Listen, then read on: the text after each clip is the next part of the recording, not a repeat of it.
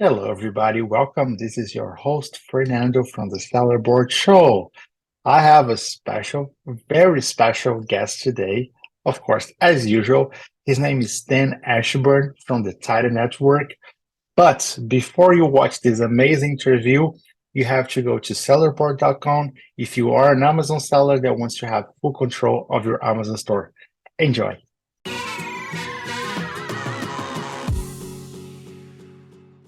Hello, everybody. Welcome to the Sellerboard channel. I have a super special guest today that I've been dying to talk to this guy for years. I actually learned how to launch a product with him. This is Dan Ashburn from the Titan Network. Dan, thank you so much for being here. Yes, Fernando, really good to be here. I really appreciate you having me, man. It's awesome to hear that I taught you how to launch. That's like full circle. And then here we are having this chat. It's cool, man. Yeah, thank you so much. And I can't believe you were here right next to me in Miami like 1 year ago. I was dying to come see you. Yeah, Dan. no, we over in Miami. We've run a couple of events there, and the Titan events have been awesome. I love Miami. Great people, great vibe, everything. I hope to see you more here. And you are friends with Mina Elias, right? Yes, Mina was actually here about a month ago. We hung out down in Abu Dhabi. Yeah, Mina's a great guy, runs a really good PPC agency, Trivium. Big shout out to Mina and Trivium. They do good things.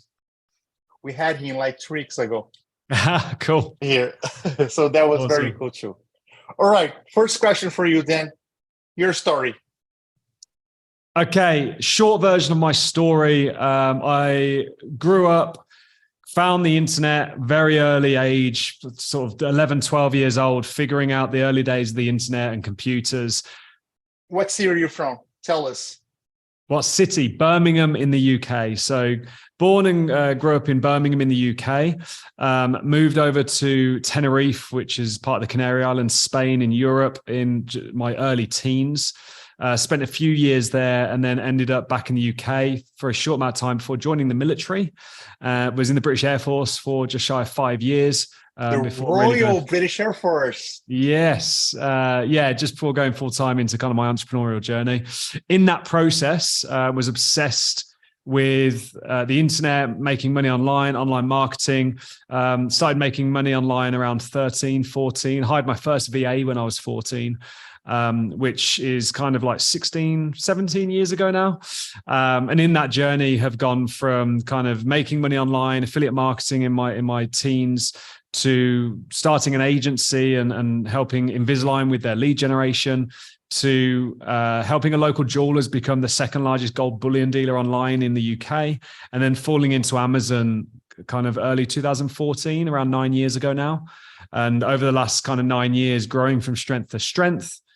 Today, we have Titan Network, over 1,200 strong established Amazon sellers. We generate tens of millions of dollars on Amazon as a platform.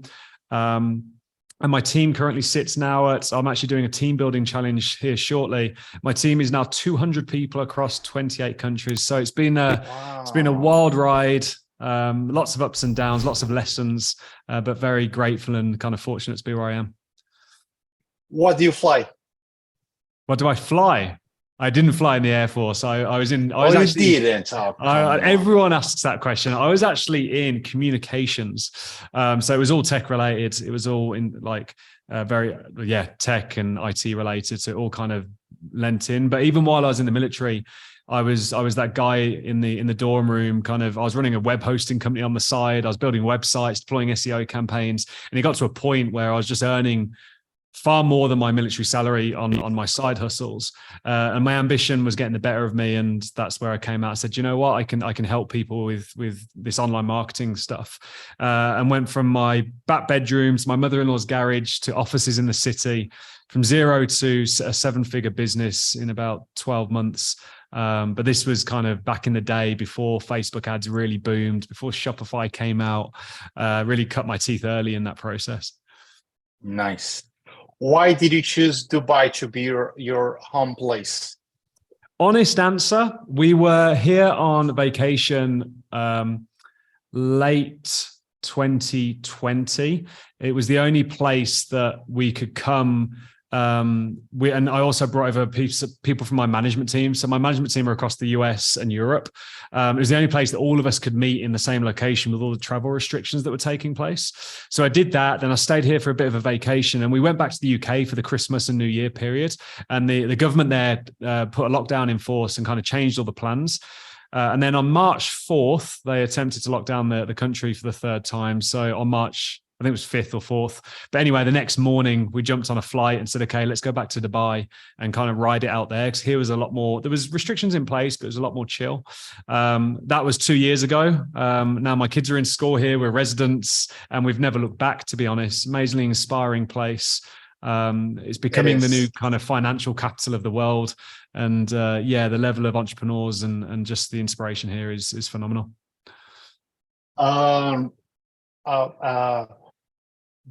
Do you like having zero tax there?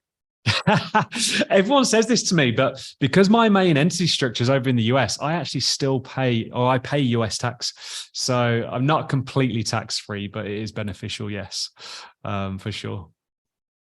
Got it. And are there a lot of Brits living there? Yeah, more than 80% of the city are expats, I believe is the stat. There's a lot of British, a lot of European, a lot of Russian, and some Americans here. Yeah, it's really diverse, very culturally diverse as a city for sure. Nice. All right. Can you tell me the service that you provide at your agency? Okay, so there's different divisions to Titan. So we've got Titan Network, which is our mastermind community. We take people from just starting out right through to exiting.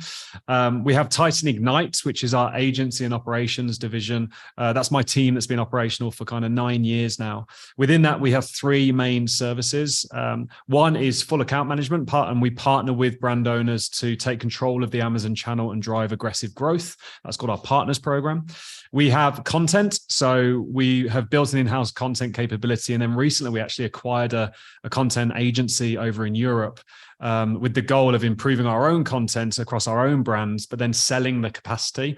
So we've got a full in-house team of photographers, videographers, copywriters, full studio, and all the kit and all the equipment over in Europe. So we sell content. And then also we help sellers, brand new sellers, launch new brands. So we have a lot of people through our reach approaching us about starting the Amazon business or starting a brand on Amazon.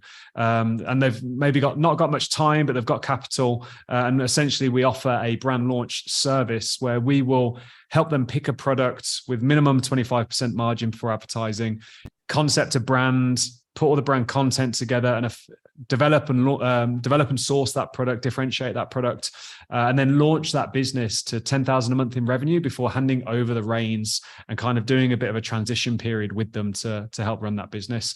So within the agency, so to speak, it's Amazon brand management, content, and we help new sellers launch their first product. Nice. All right. Do you have any tips for what's working in 2023 that because the market has been getting tougher, right? So do you have like any tips for the sellers that they're trying to scale their brands? Anything that's new that you think it's worth considering right now? Yeah, sure. So success on Amazon is no longer buying it and badging it off Alibaba. The whole notion of private label being that you find keyword demand, go on Alibaba, pick an existing white label product off the shelf and stick your own logo on it. That is the fastest way to die on Amazon. There's just too much price suppression coming from manufacturers selling directly on the platform. There's too much competition in the categories of everyone selling the same products that visually look exactly the same. To succeed on Amazon in 2023 and beyond moving forward, you have to focus on developing what I call a real brand, a micro brand. This means understanding a clear audience of who you're serving. Often you'll hear that called as your avatar. Developing a brand position that serves and speaks to that audience, and then designing truly visually unique and better quality products to serve that audience. So within Titan, we have the Titan 4 levels of product differentiation. And level 1 is just literally taking a product off Alibaba and putting a logo on it. Level 2 is taking a product off Alibaba and tweaking a feature. And that's kind of where most of the industry has sat for the last 4 or 5 years. But unless you can visually see the difference and you stand out as being unique, and also it's been designed to the taste of your audience that you're serving within your brand, that no longer cuts it either. You really do have to get to level 3 and 4 products now, 4 being completely bespoke, custom molds, whether that's injection molds or different types of materials. But you really have to get to the point now where you're designing visually unique and differentiated products that genuinely do a better job at delivering the outcome for your customer, because trying to sell to everyone is selling to no one in today's age on Amazon. And those sellers, I mean, I work with thousands of sellers and I see thousands of brands on a continual basis.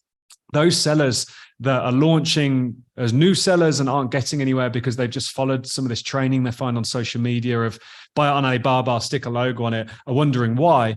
And even the bigger, the 7, mid, high 7-figure sellers that have done well for the last, say, 5 or 6 years, but are built on that legacy understanding, are wondering why the business is in decline. And it's because they're losing market share to those more innovative brands, those more differentiated products that have developed genuinely unique products. They have real products and a real brand. So once you've got that right, it's then investing in good brand content that communicates to your audience and being targeted with your PPC, not spraying and praying and trying to hit every keyword on Amazon, but being super intentional about the long tail keywords that describe your product exactly, and driving a PPC framework that delivers organic rank so that you're profiting organically and using advertising as a way of driving that rank. We recently did a PPC challenge, actually. It's available at titanppcworkshop.com, where we taught sellers Titan's PPC framework on how to establish and maintain a good foundation of organic rank and then build advertising sales upon it. Because I think sellers, 1, try and buy and badge products and just throw them on Amazon and then get killed on price and margin. 2, don't invest into good quality brand content. They either do DIY or they're using Photoshopped images, and it just doesn't cut it anymore, especially with the introduction of like the new A++ content, the premium stuff, and the introduction of video formats on the listings.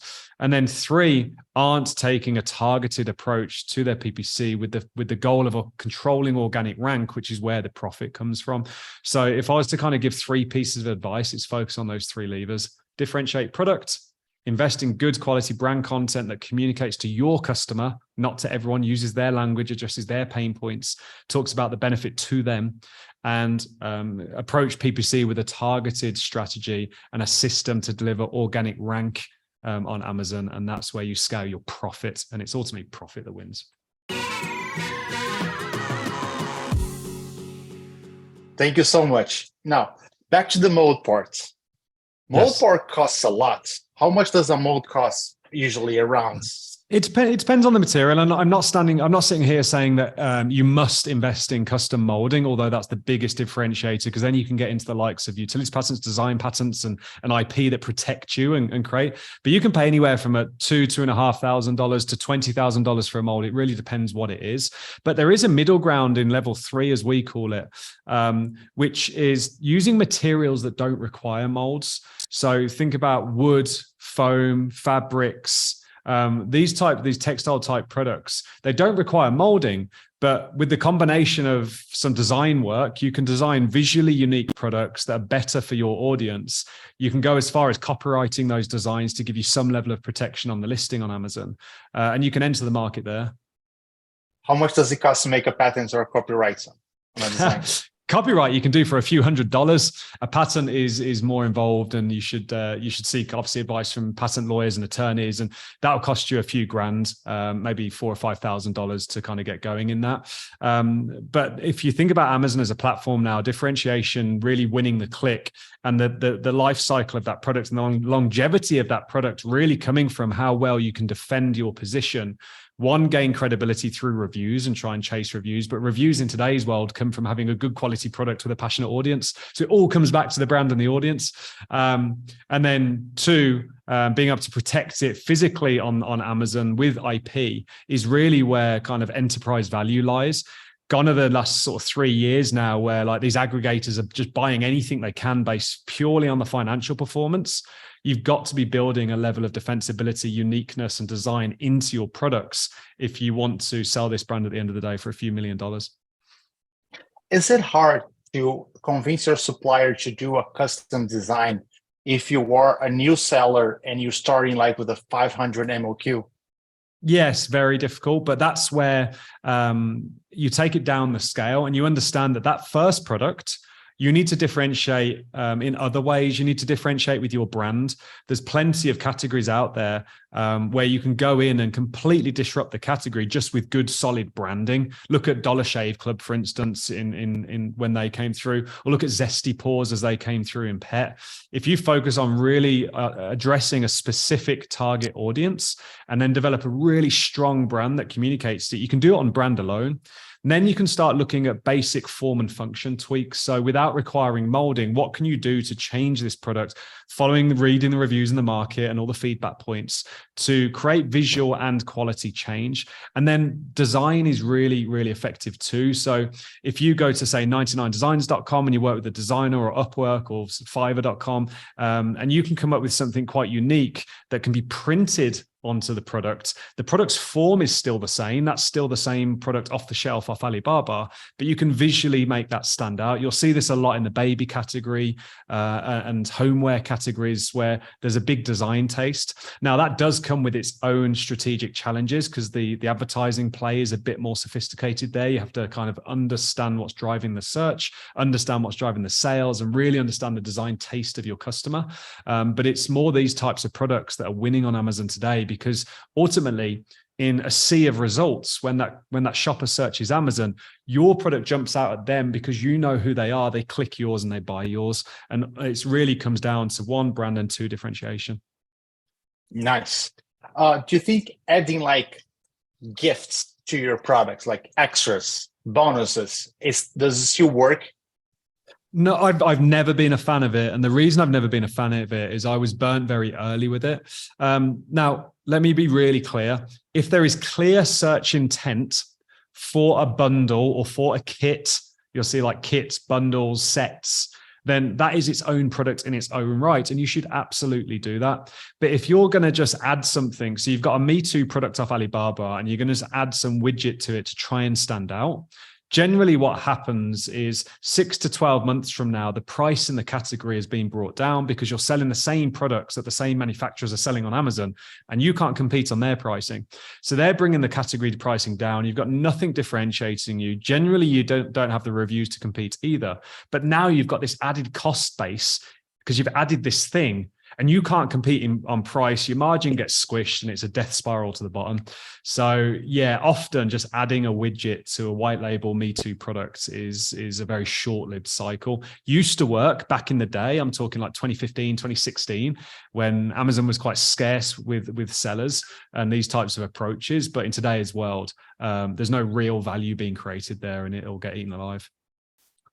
Nice. Another question for you. If you have like an entrepreneur that he's imagine a solution, he's imagine an improvement, a unique value proposition to his product, but the market is not able to see it. And then he invested like 5,000 in a mold, 10,000 in a patent. And when he puts the product out, maybe the market is not looking for that solution that he's brought. Is there any way to not try to fall into this problem first, like do some type of market research so you can test your ideas first before you pay the mold?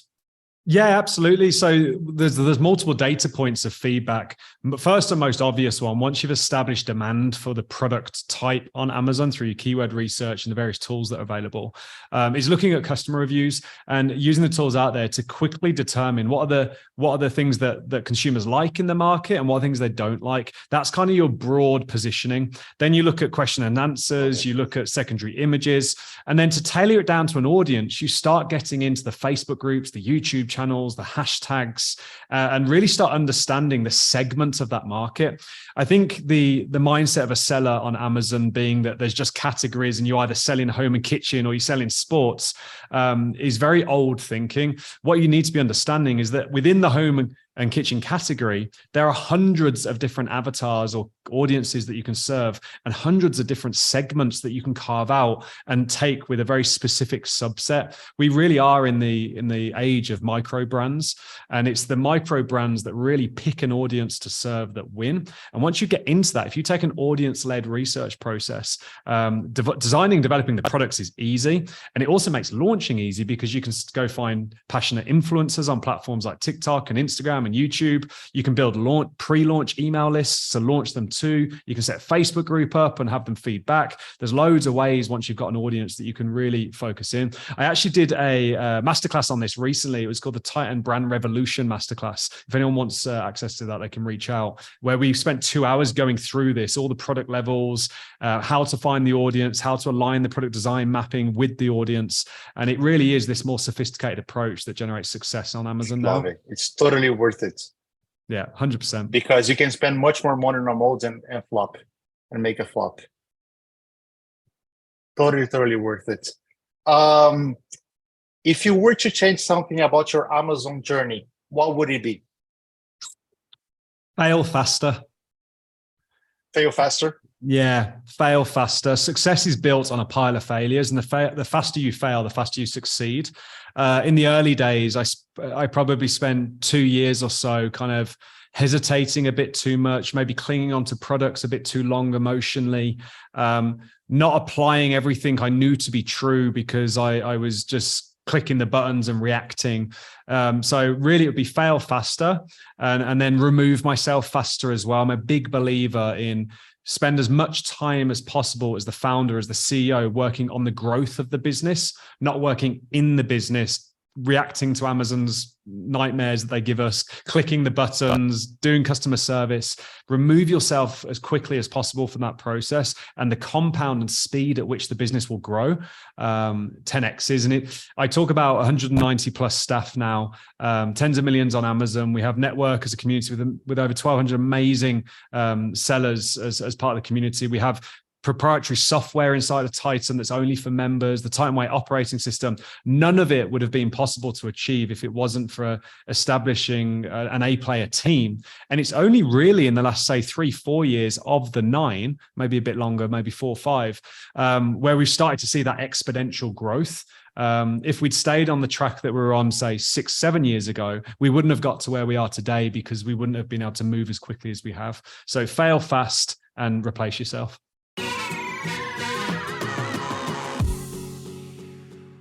What's your favorite niche? My favorite what, sorry? Your favorite niche on Amazon? Niche. Supplements, consumables, house and kitchen. Right now, my favorite niches or categories are those where there's a design taste to them. So think homewares, home decor, kids' toys, pet products to a large extent.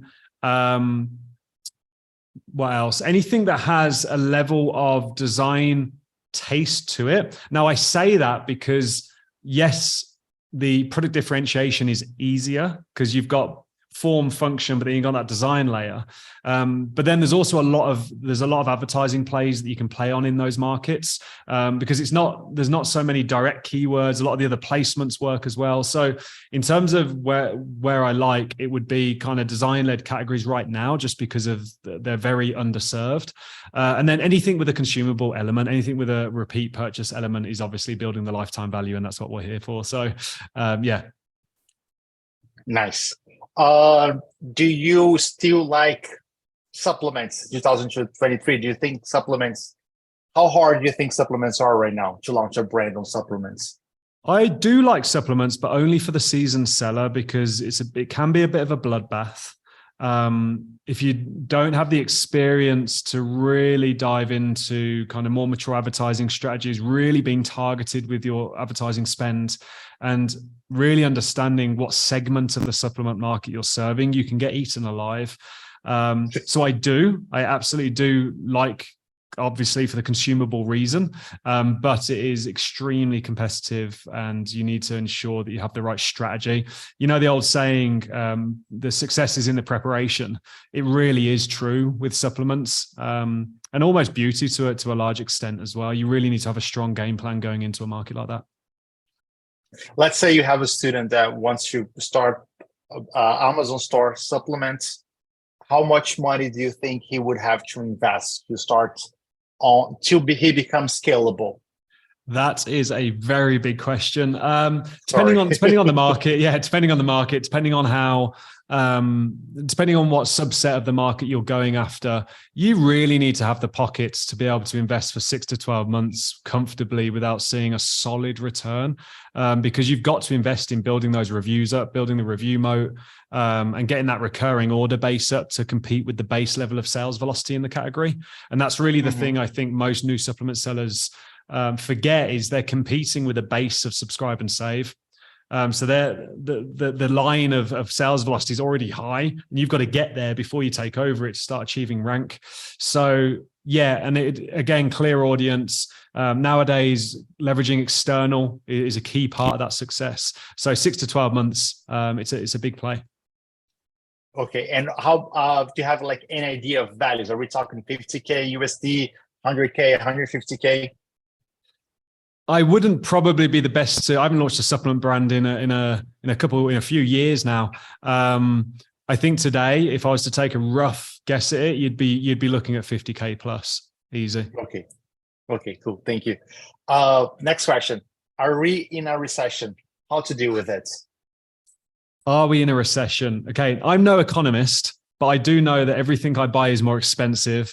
My energy bills have gone through the roof, which is obviously all really in Dubai. Yeah, well, it might be down to the size of house, but in terms of, everything is more expensive everywhere. One thing, I was traveling a lot this year. I did 19 flights over the summer in 2.5 months with my wife and kids, and we traveled across the US, South America, Europe, and then back to Dubai. And one thing I noticed is everything is more expensive now. At the same time, the basic living wage across these countries aren't going up. People's incomes, unless you're an entrepreneur that controls your own flow of money and has the ability to create this income, which is why we love Amazon. But in most places, income isn't going up, but costs are. That can only trigger one thing. So do I believe we're in a recession or heading into a recession? For someone that's not qualified to be making this statement, yes, based on the everyday kind of living experience. I think one thing we'll see is what the Q4 spending is like on Amazon this quarter. Black Friday seems to be down a little bit based on last year, is kind of the sentiment online. We had a really good Cyber Monday. One of our brands with 2 SKUs did 200 grand in one day yesterday. So that was great. Wow. Awesome. Yeah. 2 SKU brand, 200 grand. So I think it's very category specific. But I do think we're definitely heading into some turmoil. And if I do quite a bit of sort of personal investing as well, and the money's nervous, capital markets are nervous. Everyone seems to be holding out to see what happens. Do you think it's a good time to launch a brand, or people should wait a couple more months? I think the best time to launch a brand is yesterday. There is never a bad time to launch a brand. There is enough. Love it. There is enough shopping consumer kind of behavior on Amazon. There's enough shoppers on Amazon to always launch a brand. We launched a product recently the week of Black Friday and absolutely smashed it. People say, don't launch on Black Friday, don't launch on Cyber Monday, don't launch over Christmas.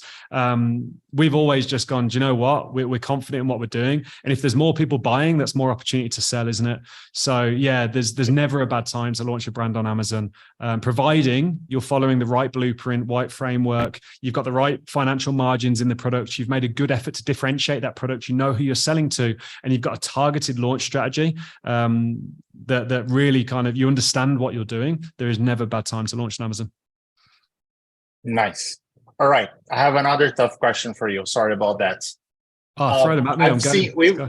We've been seeing a lot of copycats that copy your box, copy your product. The only thing that they did not copy is your brands. How to go about these guys? So there's various ways so level one would be a basic just copyright. They carry a little bit of weight. They do help with Amazon when submitting, making sure you've got the brand registry 2.0. You can then get into your kind of bigger programs like the transparency program. It comes with its own headaches, but there's options there. And then this is where it comes back to creating truly kind of differentiated products and packaging, because if you're just buying the same boxes that everyone's buying, then of course you're going to have a lot of similar looking products and coming through. But if you spend that extra few cents per box and you design a die cut that's unique and opens a different way, and maybe rather than going for full color, you go for 1C, which is different gradients of one color. It's a really great way of saving cost on printing. And you create a truly unique product with a clear understanding of it, the brand's position and the audience it's serving. You don't have to worry about any of this stuff. Now, yes, you will get products coming along and copying the features and the form and the design aspects that you maybe have brought through, but typically that's 6 to 12 months off, by which point you've built a review moat. So everything is solved by true product and brand differentiation. And it doesn't mean going blind into a market and just creating random products. It's the same process we've always been down of using data to confirm demand, carving out segments of the market, going for the long tail keywords that have specific intent, and then getting a cluster of those keywords and designing a unique product for that cluster for the audience that's buying that product. If you can just shift the mindset from buying off Alibaba and sticking a logo on it to actually focusing on being a product company, all of this headache goes away. Everything else becomes easier. Nice. Do you like doing deep dive on the data? Yes. Yeah. Do you like really? Yeah. So we go really deep into data. We've got Titan tools inside of Titan, which we've been building for just shy of 3 years now. 9 million data points every 48 hours are collected. And within that, we manipulate that data. It's all in-house, all proprietary. We're not buying the data from anywhere else like most people. And yeah, I let the data makes the decision. I'm not into subjective decision making. The data, excuse me, the data will always, sorry, one sec. Take your time. Sorry, someone went down the wrong way. So I just have to say that again. So yes, we are very big into data in Titan. Everything we do in my team, and you'll hear my team kind of echo this back to you because I drill it into them, is data-led decision making. In Titan, we have Titan Tools, which is a full proprietary suite of tools that we've developed over the last 3 years or so. We collect 9 million data points every 40 hours or so, all proprietary, all in-house. We're not buying data from elsewhere. Yes. And with that, we are able to chop up the data and see where the exact intent is, see where the gaps in the market are, see what the sentiment in the reviews is, see what the reviews are telling us about a product. And every decision we make is backed by data. If there's not data to back it, it's too risky for us, and we'll wait for the market to establish. But that's not always just Amazon data either. You can get global data from places like Google Trends, like I said, Facebook groups, social media trends across YouTube, all kind of hard and soft data points to help you make that decision. Is there a tool to see trends on social media and YouTube? Yeah, there's actually a really good website called Trendly. Let me just bring it up. Oh, nice. Thank you, Dan. 𝐟𝐫𝐸𝐴𝑛𝐷𝐿Y. So .com. Yeah. So what it does is it overlays the Google Trends data with social media mentions and sentiments, and kind of gives you an understanding of rising trends from both a social media and consumer base, but also perfect. Base. That's so cool. Is it paid? Yeah, I think so. I mean, yeah, I think so. It's very low. Yeah, it's very low cost. It's asking me to download an app. Is that an app? No, it's a website. I think it's free for one user, and then I think it's like $10 a month or something thereafter. So yeah, it's a great app. It really gives some trends. There's other things as well, like answerthepublic.com, thieve.co is a good one. There's a few of these kind of sources out there that will give you indication on what's coming. This is very good. Yeah. So, but really what we focus on now, we've shifted in the last 2 or 3 years, we've really shifted our mindset. We've got a clear subset of audiences that we serve. we develop really strong brand positioning, and we just release products that make sense for the audience. And it's really as simple as that. And then the data layer is confirming that there is enough demand on Amazon to profit. There's enough depth in the keywords. That's a big thing for us, keyword depth. So I don't want all the sales coming through just 2 keywords in the market. I need to see multiple keywords to win.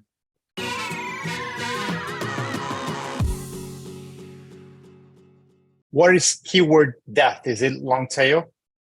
Keyword depth shows up in a few different ways. So one is the physical number of keywords that are driving sales in a category. If you find a product, and this is now built into our product validation criteria, again, we covered this in that Revolution masterclass. So if I find a product and it looks really great on the surface, it's got healthy margins, healthy ROI, I see a clear path for differentiation that I can visually and physically improve that product. But then when I look at the keyword market, there's only 2 keywords driving all the sales. Well, that's just a red ocean on traffic. Whilst you might be able to compete in the product, you're not going to be able to compete in the traffic. And honestly, with the way that PPC's gone, the cost per clicks, how competitive it's getting, it's not just about the product. You've got to be able to drive the traffic to the product. So it's the number of keywords. It's also then how well ranked are my competitors.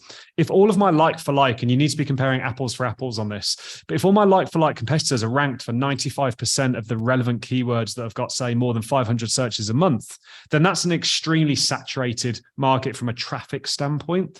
But if I look at a market and I've got good products, good path differentiation, healthy margins, and my like for like competitors are only ranked for 40%, well, there's 60% of the traffic there that I can easily go grab on a launch and then build into the other 40% once I've got my review base up and got my credibility up.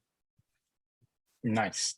From the clients that you have that already have a brand, what do you think is the biggest mistake that you see sellers making? Not launching enough products. So inside of Titan, we have a saying that's ABL, always be launching. It was Andrew Erickson, one of our very successful Titan leaders. And what I find is new sellers, they kind of get that first product up.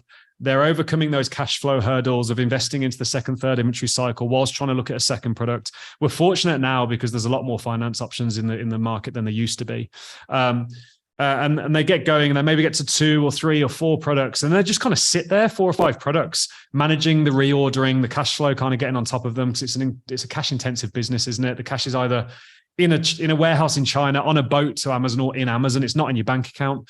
And they kind of get stuck. Or you've got the bigger sellers who are kind of sat on this legacy, and they kind of maybe got a bit complacent, or things have changed. We're not using rebates anymore. We're not using keyword links anymore.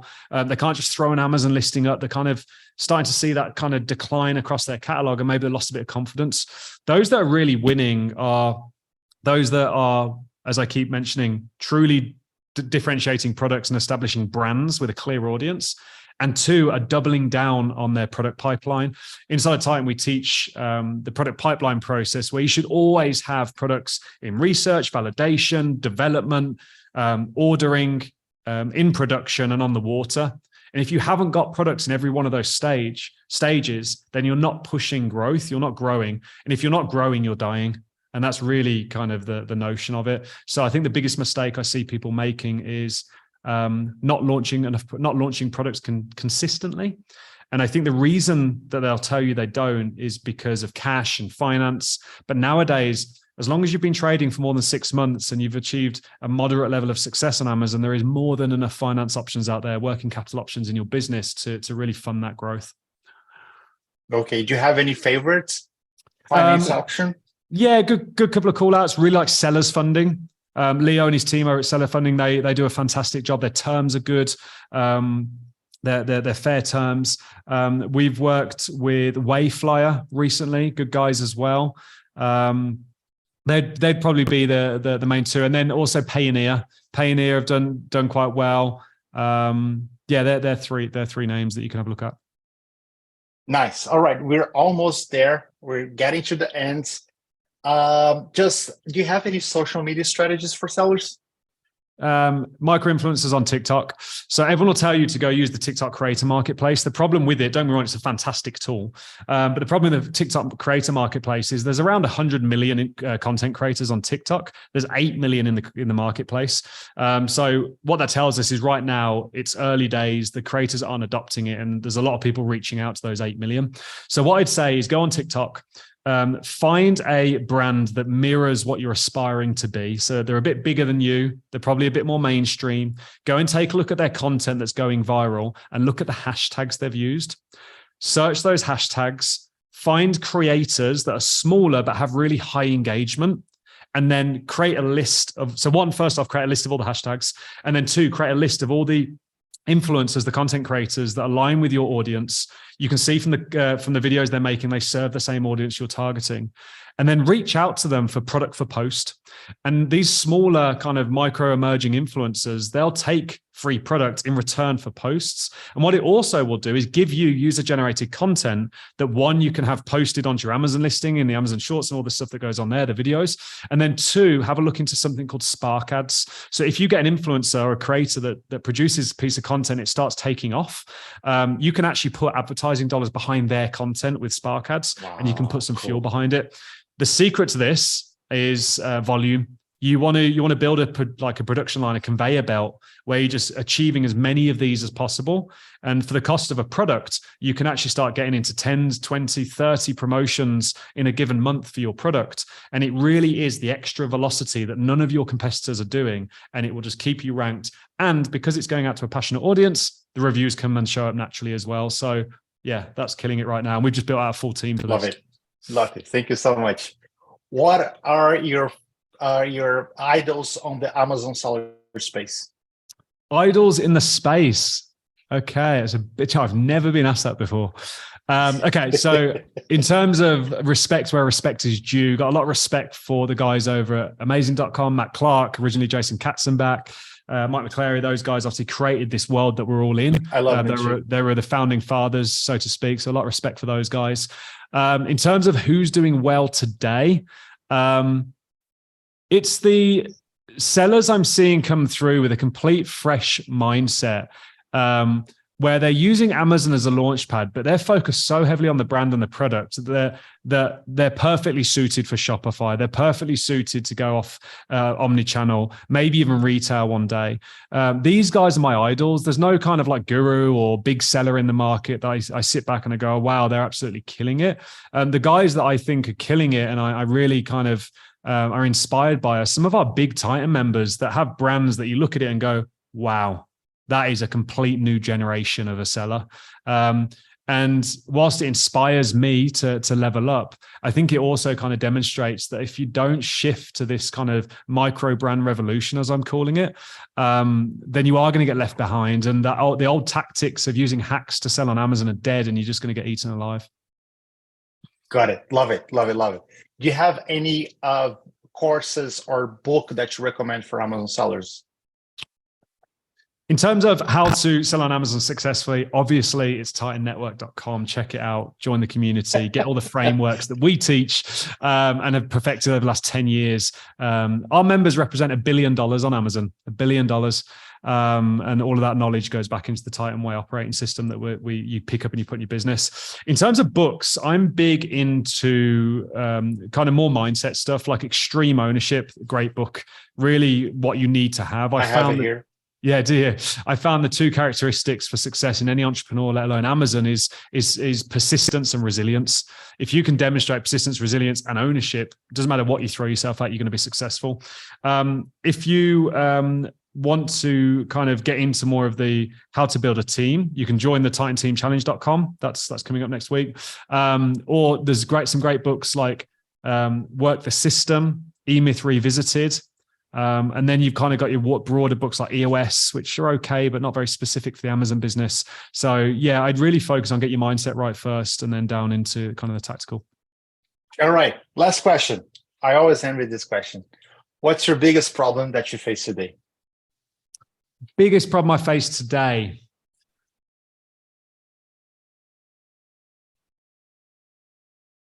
I think the biggest problem I face in where we're pushing is probably resource in the industry. We're a very young industry. If you think about it, we're what, 10 years as an industry, as a collective, maybe a little bit longer for the early adopters. And I think what COVID did to this to the space was kind of like one, slow new people coming in, with the aggregators buying out a lot of the kind of the first generation of sellers. And I think for me and my vision and where we're pushing to scale towards, I'm just looking for good people. So very transparently, I'm just looking for good brand managers, PPC managers, content creatives, product developers, designers. I've been hiring at a place like Debenhams and ASOS and Habitat recently. So yeah, I think for me in my journey with where we are right now, it's the biggest challenge I face is talent in scale, which is obviously a very unique position to be in.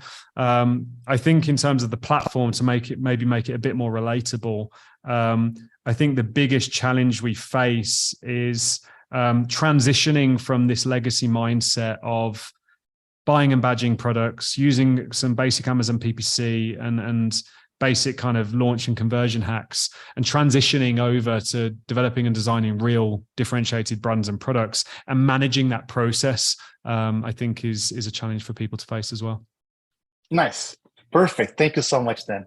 For the people that are watching this interview and loved listening to you, how do they get started with the Titan Network?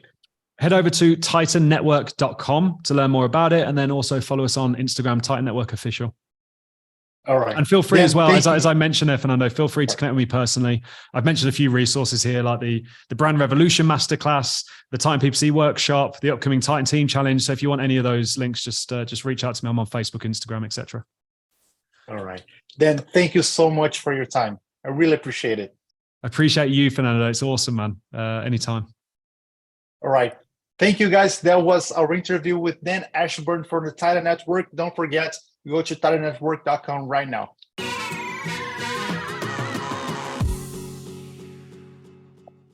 And that was our interview with Dan Ashburn from the Titan Network.